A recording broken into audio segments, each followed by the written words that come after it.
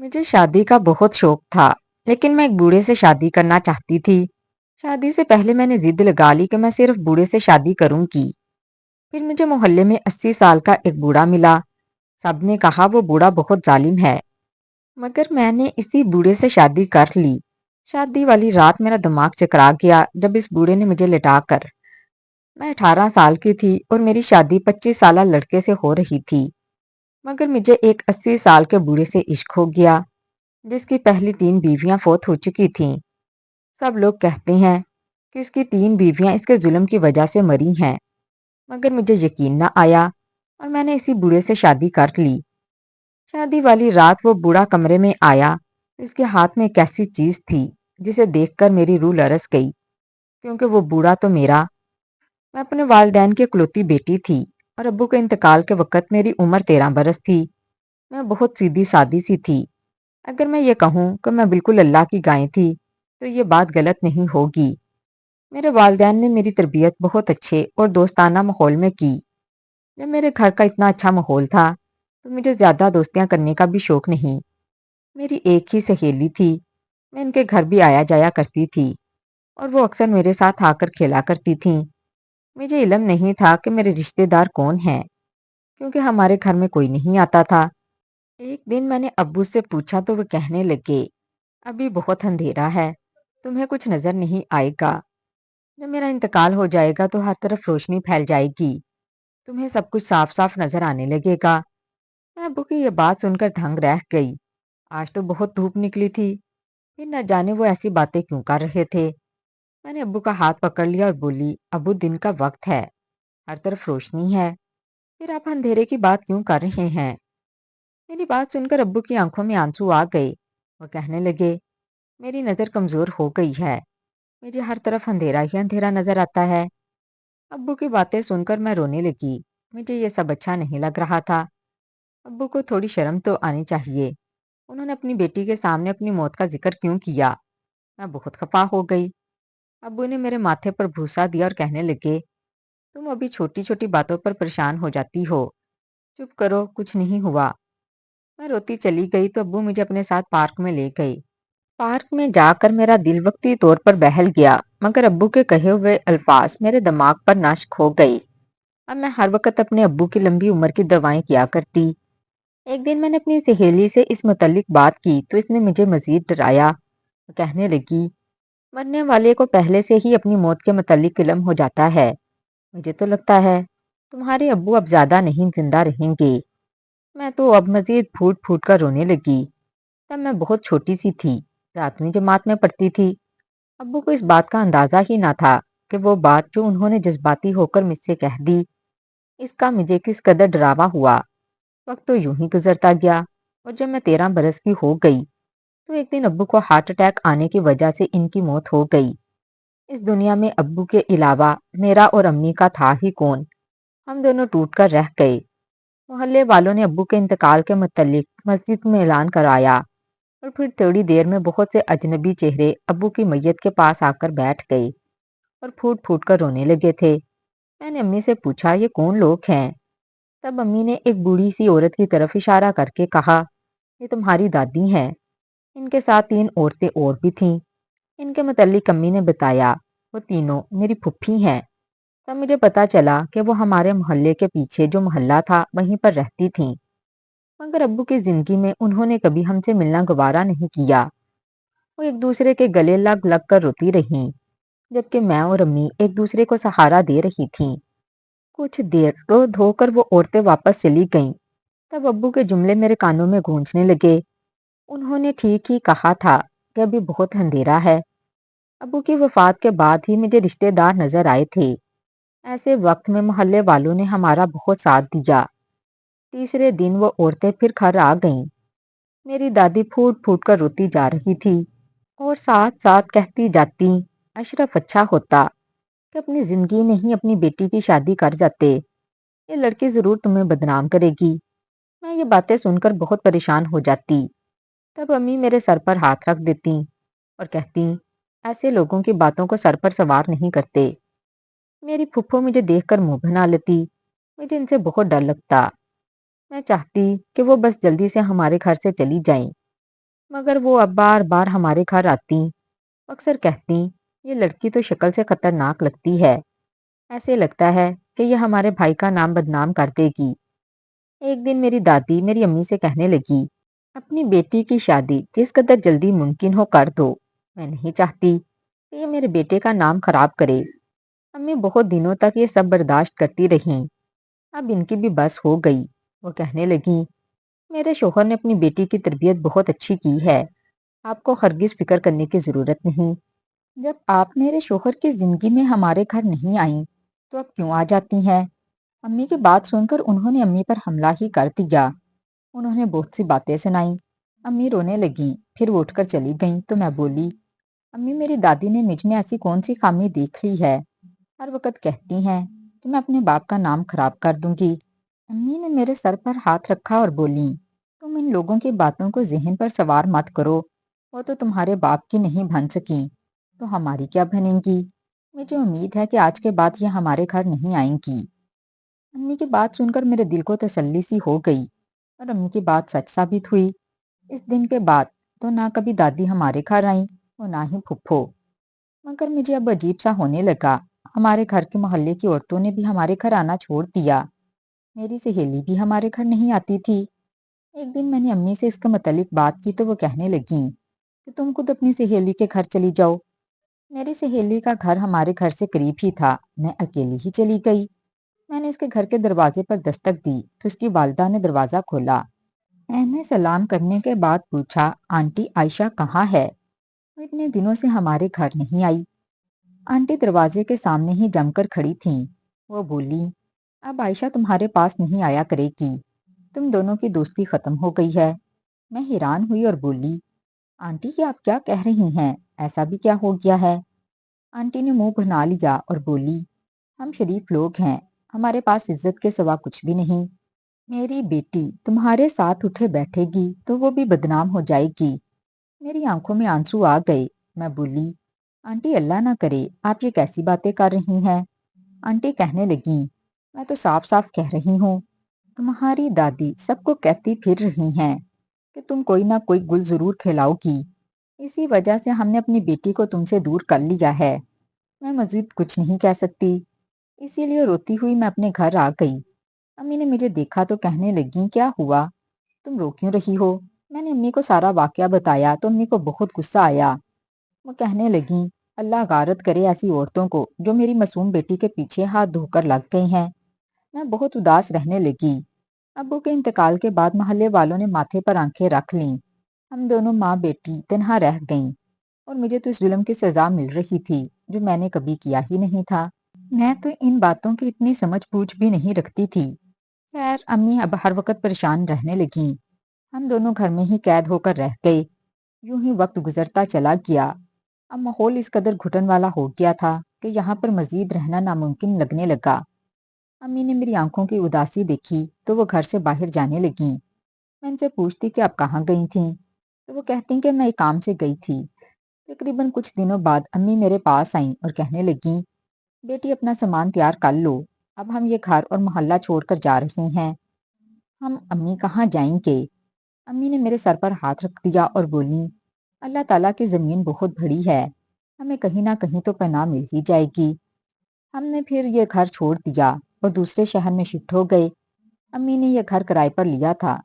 ये घर मुख्तसर सा था, 2 कमरे या किचन और फिर बाथरूम, छोटा सा सहन भी था। मैं एक दिन अम्मी से बोली कि हम इस घर में क्यों शिफ्ट हुए। तब अम्मी कहने लगी, मुझे लोगों की बातों से बहुत डर लगने लगा था। वहाँ हर कोई तुम्हें बदनाम करने लगा था, इसीलिए हम यहाँ आ गए। मैं चुप रही। अम्मी को इस बात का इल्म कहाँ था कि जो बातें मैं पिछले 2 बरस से सुन रही थी उन्होंने मुझे इस कदर तकलीफ दी थी। मुझे खुद यही लगने लगा कि मुझसे ऐसा जरूर कुछ होगा जिससे मेरे वालदैन का नाम खराब हो जाएगा या मैं अपने बाप की इज्जत खराब कर दूंगी।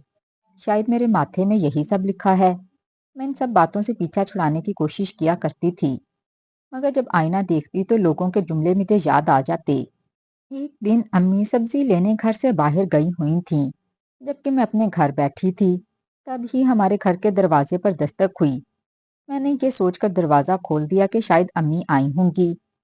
मगर सामने तो एक जाना पहचाना चेहरा खड़ा था। हम इस इलाके में नए आए थे। यहाँ पर सिर्फ एक ही शख्स को जानते थे और वो हमारा मालिक मकान था। वो मेरी तरफ देखकर मुस्कुराने लगा और बोला, गुड़िया तुम्हारी वालदा कहाँ हैं? मैं बोली, वो तो घर में नहीं, बाजार तक गई हैं। आप अंदर आ जाएं। वो बोला, नहीं, जब तुम्हारी अम्मी आ जाएंगी तो मैं फिर से चक्कर लगा लूंगा। मैं बोली, आपको दोबारा जहमत करनी पड़ेगी। अम्मी बस आने वाली होंगी, तब तक मैं आपके लिए चाय पानी का इंतजाम कर दूंगी। मालिक मकान कहने लगा, जीती रहो। इसने मेरे सर पर हाथ रखा और वापस चला गया। मुझे इसका ये अंदाज बहुत अच्छा लगा। अब्बू के इंतकाल के बाद ये पहला शख्स था जिसने इतनी इज्जत से बात की थी। अम्मी जब आईं तो मैंने इनको सारी बात बता दी। अम्मी मुस्कुराने लगीं और बोली, हयादार लोग ऐसे ही होते हैं। जब बेटियां घर में अकेली होती हैं तो वो घर में नहीं आते। और तुम भी किसी को भी अपने घर में आने की इजाजत मत दिया करो। फिर अम्मी कहने लगी, 1 महीना हो गया है, वो किराया लेने आया होगा। मैं बोली, अम्मी आप हर माह किराया कहाँ से दिया करेंगी? हमारा गुजर बसर कैसे होगा? अम्मी कहने लगी, तुम अपने छोटे से दिमाग पर ज्यादा जोर मत दो। मैंने वो घर बेच दिया है जिसमें हम रहा करते थे। वो पैसे मैंने बैंक में जमा करवा दिए हैं। हमारे पास अच्छा खासा सरमाया है। यहाँ तक तुम्हारी शादी भी सर उठाकर कर सकूंगी। तुम 20 साल की होने वाली हो और मैंने एक लड़का भी तुम्हारे लिए पसंद कर लिया है। इसकी उम्र 25 साल है। वो बहुत नेक लड़का है। तुम्हारी शादी मैं इसी से करूंगी। मैं अम्मी की बात सुनकर शर्मा गई। अब मुझे अपनी शादी के ख्याल आने लगे। वो दिन कैसा होगा जब मैं दुल्हन बनूंगी? मेरा दुल्हा कैसा होगा? मेरी तालीम तो अधूरी रह गई थी। हालात ही ऐसे बन गए थे कि आगे पढ़ाई नहीं कर सकी। अब मैं चाहती थी कि मेरी शादी हो जाए। नए इलाके में हमारा किसी के भी घर आना जाना नहीं था। मैं घर में बड़ी सारा सारा दिन बोर हो जाती। एक दिन हमारे घर पर दस्तक हुई तो अम्मी ने ही दरवाजा खोला। मालिक मकान हमारे घर आया। वो कहने लगा, मैं घर की खिड़कियों की मरम्मत करवाना चाहता हूँ, ये खराब हो गई हैं। अम्मी ने इजाजत दे दी। अब इस काम की वजह से मालिक मकान को भी मजदूर के साथ हमारे घर आना पड़ता। एक दिन अम्मी कहने लगी, भाई साहब आप ना आया करें, मजदूर अपना काम करके चले जाया करेंगे। इस तरह तो आपको जहमत होती होगी। मालिक मकान कहने लगा, बहन ऐसे अच्छा नहीं लगता। अब घर में अकेली 2 औरतें ही होती हैं। आप मेरे घर में रह रही हैं, मेरी जिम्मेदारी है। आजकल के लोगों पर मुझे बिल्कुल भरोसा नहीं, इसीलिए मुझे साथ आना ही पड़ेगा। मालिक मकान की ये सोच बहुत अच्छी थी।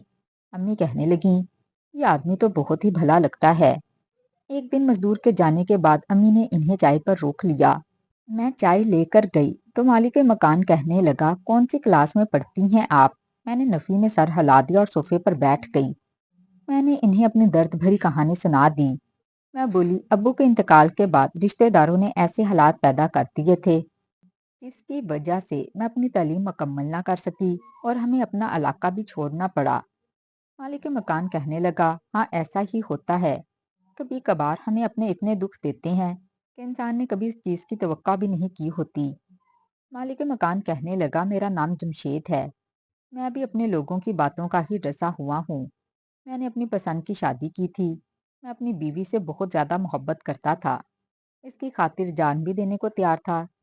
मगर फिर हमारे रिश्तेदारों से हमारी जोड़ी बर्दाश्त ना हुई और हम दोनों के दरमियान बदगुमानी डाल दी, जिसका नतीजा बहुत भयानक निकला।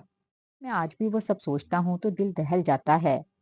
मैं आज 80 साल का हो गया हूँ, मगर आज तक मुझे सच्ची मोहब्बत नहीं मिली। फिर वो कहने लगा, तुम जिस किसी से भी शादी करो इसके साथ मुखलिस रहना। हालात जैसे भी हों तुम हमेशा अपने शोहर का साथ निभाना। फिर मालिक मकान ने हमें अपना मोबाइल नंबर दिया और अम्मी से कहने लगा, जब भी किसी चीज़ की ज़रूरत हो तो मुझे फ़ौरन कॉल कर दीजिएगा। मैं आपकी मदद करने की कोशिश करूंगा। मैं मालिक के मकान के मुतालिक सोचने लगी। न जाने जमशेद की शख्सियत में ऐसा क्या था कि मैं चाहकर भी इसे अपने दिमाग से झटक नहीं पाई। रात को बारिश बरसने लगी। अम्मी तो सारे दिन की थकी हुई जल्दी से सो गईं, जबकि मुझे नींद नहीं आ रही थी। मुझे अब्बू की बहुत ज्यादा याद आ रही थी। जब बारिश होती थी तो हम दोनों बाप बेटी मिलकर बहुत इंजॉय किया करते। अम्मी हमारे लिए समोसे बनाती और हम तीनों मिलकर खाते और बहुत सी बातें किया करते। मेरी सहेलियां भी अक्सर हमारे घर आ जाया करती। अब्बू हर ईद पर मुझे पैसे देते और कहते, अपनी सहेलियों के लिए गिफ्ट ले लो। ہم ایک دوسرے کو تحفے دیا کرتے۔ میری دوستوں کے والدین مجھ سے بہت زیادہ پیار کیا کرتے تھے، مجھے اپنی بیٹی کہا کرتے تھے۔ مگر پھر اچانک یہ سب کچھ ختم ہو گیا۔ میری دادی اور پھپھو نے مل کر ہماری جڑیں کاٹ دیں۔ میں یہی سب سوچ کر رونے لگی۔ تب مجھے جمشید کا خیال آیا۔ وہ مجھ سے عمر میں بہت زیادہ بڑا تھا، وہ تو میری امی سے بھی بڑا تھا، مگر اس بوڑھے کی باتوں سے مجھے سکون ملتا۔ میں نے یہی سوچ کر اسے میسج کر دیا۔ میں نے اس کو بتایا کہ میں بہت زیادہ اداس ہوں، میں اپنے ابو کو بہت زیادہ یاد کر رہی ہوں۔ وہ کہنے لگا میرا بھی یہی حال ہے، میں بھی اپنی بیوی کو بہت یاد کر رہا ہوں۔ ہم دونوں آپس میں باتیں کرتے رہے تھے۔ رات ایسے ہی گزر گئی اور مجھے علم بھی نہیں ہوا۔ زندگی میں پہلی بار میں نے کسی کے ساتھ رات بھر جاگ کر بات کی۔ فجر کی اذان فضا میں گونجنے لگی تو امی اٹھ بیٹھیں۔ میں بہت زیادہ خوفزدہ ہو گئی، اسی لیے میں نے جلدی سے موبائل چھپا دیا۔ امی کہنے لگی کیا ہوا، تم ابھی تک جاگ کیوں رہی ہو؟ تب میں بولی امی دادی نے ہمارے ساتھ جو کچھ کیا میں چاہ کر بھی بھلا نہیں پا رہی۔ آخر ہم نے ان کا کیا بگاڑا تھا، وہ ہماری دشمن بن گئیں۔ امی کی آنکھوں میں آنسو آ گئے، وہ کہنے لگیں مصباح بیٹی، میں نے یہ بات تم سے ہمیشہ چھپا کر رکھی۔ میں نہیں چاہتی تھی کہ تم میرے بارے میں کچھ غلط سوچو۔ میں نے اپنا گناہ سب سے چھپایا ہوا تھا۔ دراصل میں نے اور تمہارے ابو نے گھر سے بھاگ کر شادی کی تھی۔ تمہاری دادی اپنے بھائی کی بیٹی کو اپنی بہو بنانا چاہتی تھیں، مگر تمہارے باپ کو میں پسند آ گئی۔ تمہارے باپ نے گھر میں بات کی، نہ ہی اس کے گھر والے مانے اور نہ ہی میرے گھر والے۔ یوں ہم نے بھاگ کر شادی کر لی۔ تمہارا باپ مجھے اپنے گھر لے گیا تو تمہاری دادی نے میرے منہ پر تھپڑ مار دیے اور کھڑے کھڑے ہی ہمیں گھر سے نکال دیا۔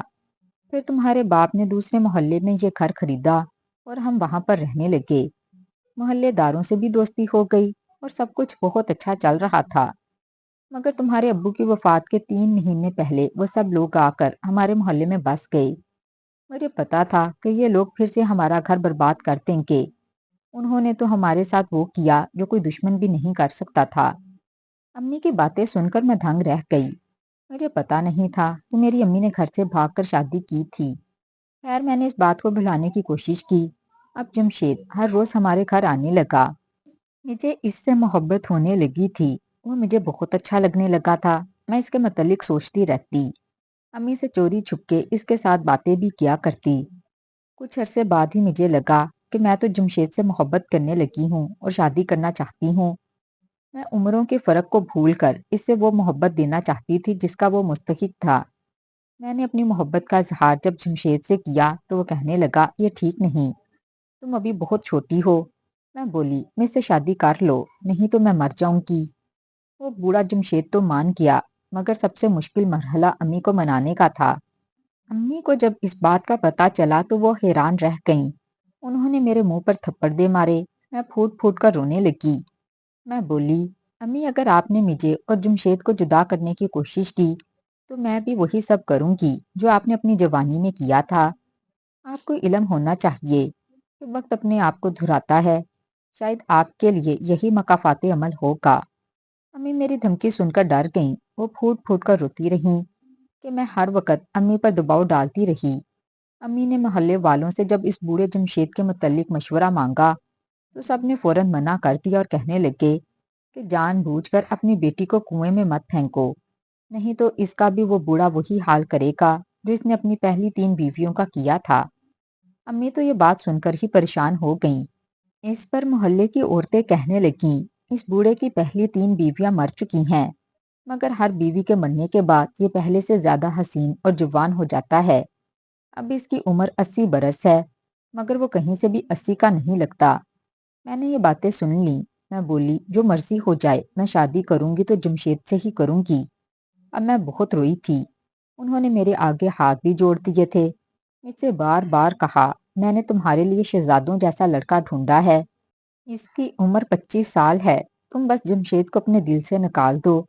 شاید میں ان کی بات مان بھی لیتی، مگر میں نے اپنے متعلق جو کچھ سنا تھا اس کے بعد مجھے یہی لگنے لگا میرے تو ماتھے پر لکھا ہی یہی تھا کہ میں بے حیا ہوں اور والدین کا نام لازمی خراب کر دوں گی۔ میں نے امی کی بھی کوئی بات نہیں مانی اور میں نے بھاگ کر شادی کر لی۔ میں دلہن بنی بہت خوش تھی، ایسے لگ رہا تھا جیسے مجھے دنیا جہاں کی خوشی مل گئی ہے۔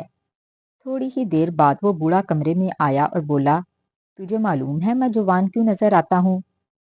کیونکہ میری تینوں بیویاں میرا بہت خیال رکھتی تھیں۔ اب تو بھی ان سے کچھ سیکھ لے۔ یہ کہتے ہی اس نے بستر کی چادر کھینچی تو نیچے نظر پڑتی ہی میری جان نکل گئی، کیونکہ وہاں کا منظر دیکھ کر میں ہکا بکا بیٹھی جمشید کو دیکھنے لگی۔ میں بولی، یہ سب کیا ہے جمشید؟ وہ مسکرا کر بولا، یہ بہت کام کی چیز ہے، میرے پاس ہمیشہ جوان رہنے کا ایک ٹوٹکا ہے۔ اس پھٹکری کو اگر کوئی جوان لڑکی اپنے ہاتھوں سے پیس کر اس میں شہد اور دوسری چند چیزیں ملا کر ہر رات اپنے شوہر کے جسم کی مالش کرے تو وہ مرد جوان رہے گا۔ میری بیویاں لیپ لگا کر مالش کیا کرتی تھیں، اور دیکھو میں آج بھی جوان ہوں۔ تم بھی میرے لیے یہ سب کرو۔ اس نے مجھے پھٹکری لا کر دی اور بولا، تم اپنا کام شروع کر دو۔ میں اس کے رویے کو دیکھ کر حیران رہ گئی۔ میں بولی، جمشید آپ یہ کیا کر رہی ہیں؟ میں نئی نویلی دلہن ہوں، میرے بھی کچھ ارمان ہیں۔ جمشید نے سر جھٹک دیا اور بولا، ارمان پورے کرنے کے لیے تو پوری زندگی پڑی ہے۔ مجھے یقین نہیں آ رہا تھا کہ یہ وہی بوڑھا جمشید تھا جو میسج پر اس قدر خوبصورت باتیں کیا کرتا تھا، اور یوں میری ساری رات مشقت میں گزر گئی۔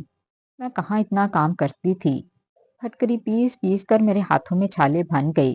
صبح ہوئی تو جمشید مسکرا کر بولا، تم تیار ہو جاؤ، آج تمہیں بہت سے لوگ دیکھنے آئیں گے۔ میں نے جمشید کی بات مان لی، حالانکہ میں اس قدر تھکی ہوئی تھی کہ جی چاہتا تھا کہ میں سو جاؤں۔ خیر، ہمارے گھر بہت سے لوگ آئے جو جمشید سے بار بار یہی پوچھ رہے تھے کہ حکیم صاحب آپ کی بیوی کی عمر کتنی ہے؟ جمشید بتا رہا تھا ابھی یہ 20 سال کی ہوئی ہے۔ پھر جمشید آنے والوں کو دوسرے کمرے میں لے جاتا۔ جمشید کسی ملازم سے بھی کام کروا سکتا تھا، مگر پھر بھی وہ پھٹکری مجھے ہی پیسنے کو کہتا۔ لیکن شادی کی رات جمشید نے مجھ سے کہا تھا، تم پھٹکری سے میرے جسم کی مالش کیا کرو گی، مگر وہ تو مجھ سے جسم پر مالش نہیں کرواتا تھا، بلکہ رات رات بھر پھٹکری ہی پسواتا رہتا۔ پہلے تو میں اس کی محبت میں یہ سب کیا کرتی، مگر پھر میں تھکنے لگی۔ میں نے جمشید سے خوب جھگڑا کیا کہ میں یہ سب نہیں کر سکتی۔ جمشید کہنے لگا، میں تمہیں طلاق دے دوں گا۔ میں ڈر گئی، اس لیے چپ چاپ اس کا کہا مانتی رہی، اور یہ سوچنے پر مجبور ہو گئی کہ آخر جمشید اتنی ساری پھٹکری کا کرتا کیا ہے۔ میں نے سوچ لیا کہ یہ راز معلوم کر کے ہی رہوں گی۔ ایک دن ہمارے گھر ایک آدمی آیا تو جمشید اسے دوسرے کمرے میں لے گیا۔ میں چھپ کر ان دونوں کی باتیں سننے لگی۔ جمشید بولا، یہ پھٹکری میں نے اپنی بیوی سے ہی پسوائی ہے، تم اس کو استعمال کرنے سے بہت جلد جوان ہو جاؤ گے۔ وہ آدمی بہت خوش ہوا اور ڈھیروں پیسے جمشید کو دے دیے، مگر مجھے جمشید پر شک ہو گیا، اسی لیے میں نے چھان بین کروائی تو پتا چلا جمشید ایک نمبر کا فراڈیا ہے۔ وہ اپنے علاقے میں حکیم صاحب کے نام سے مشہور تھا۔ وہ جان بوجھ کر کم عمر لڑکیوں کو اپنے کام میں پھنسا کر ان سے شادی کر لیتا، اور پھر لوگوں سے کہتا کہ میری کم عمر بیوی پھٹکری پیستی ہے جس کو لگانے سے کوئی بھی جوان ہو سکتا ہے، جبکہ وہ خود جوان نظر آنے کے لیے پلاسٹک سرجری کرتا۔ اس کی تینوں بیویاں بھی اسی مشقت سے تنگ آ کر بھاگ گئیں، اور اس نے یہ کہہ دیا کہ وہ مر گئی ہیں۔